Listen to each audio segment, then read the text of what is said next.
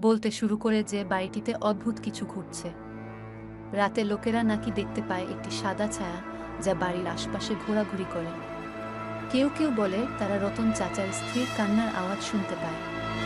এমনই এক রাতে গ্রামের যুবক রাহুল এবং তার বন্ধু সুমন ঠিক করল তারা সেই পুরনো বাড়িতে যাবে এবং রহস্য উদ্ঘাটন করবে। রাহুলের সাহস ছিল বটে, কিন্তু সুমন কিছুটা ভীতু প্রকৃতির ছিল। তবুও তারা দুইজন মিলে মাঝরাতে বাড়িটির দিকে রওনা দিল। পুরনো বাড়ির দরজা খোলা ছিল। তারা সাহস করে ভেতরে ঢুকল। বাড়ির ভেতরে অন্ধকার এবং ধুলোয় পরিপূর্ণ ছিল। রাহুল তার মোবাইলের টর্চ জ্বালিয়ে এগিয়ে যেতে লাগল। হঠাৎ তারা একটি দরজার সামনে এসে দাঁড়াল। দরজাটি হালকা করে খোলা ছিল এবং ভেতর থেকে শীতল হাওয়া বের হচ্ছিল। রাহুল দরজা ঠেলে ভেতরে ঢুকল। ঘরটির এক কোণে একটি পুরনো আয়না ছিল। রাহুল আয়নার সামনে দাঁড়িয়ে নিজেকে দেখতে লাগল। হঠাৎ আয়নায় একটি ছায়া দেখা গেল। রাহুল ভয় পেয়ে সরে এল। সুমনও আয়নার দিকে তাকিয়ে দেখল ছায়াটি একটি মহিলার, যেটি তাদের দিকে তাকিয়ে আছে। হঠাৎ আয়নার ছায়াটি জীবন্ত হয়ে সামনে চলে এলো। রাহুল আর সুমন হতবাক হয়ে গেল। ছায়াটি তাদের দিকে তাকিয়ে করুণ সুরে বলল, আমাকে মুক্তি দাও। রাহুল সাহস করে জিজ্ঞাসা করল, তুমি কে? কি চাও? মহিলার ছায়াটি বলল, আমি রতন চাচার স্ত্রী। আমাকে এই আয়নায় বন্দি করে রাখা হয়েছে।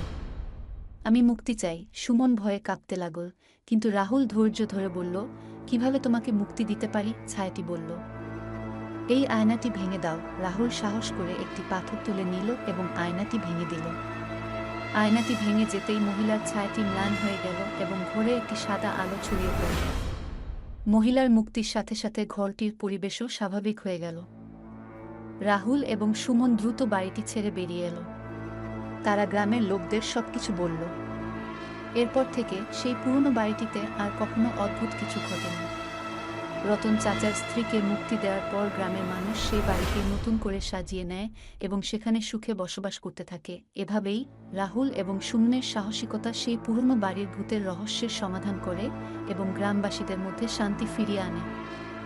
রাত গভীর, চারিদিক নিস্তব্ধ, যেন নিস্তব্ধতার মধ্যে লুকিয়ে আছে অজানা কিছু।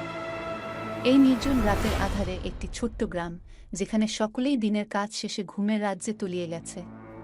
তবে গ্রামের এক প্রান্তে এক পুরনো বাড়ি আছে, যা দীর্ঘদিন ধরে পরিত্যক্ত। লোকমুখে শোনা যায় সেই বাড়িটিতে ভূতের বাস। কয়েক বছর আগে গ্রামের রতন চাচার পরিবার সেই বাড়িতে বাস করত। একদিন হঠাৎ করেই রতন চাচার স্ত্রী নিখোঁজ হয়ে যায়। অনেক খোঁজাখুঁজির পরেও তার কোনো সন্ধান পাওয়া যায়নি। তারপর থেকেই লোকজন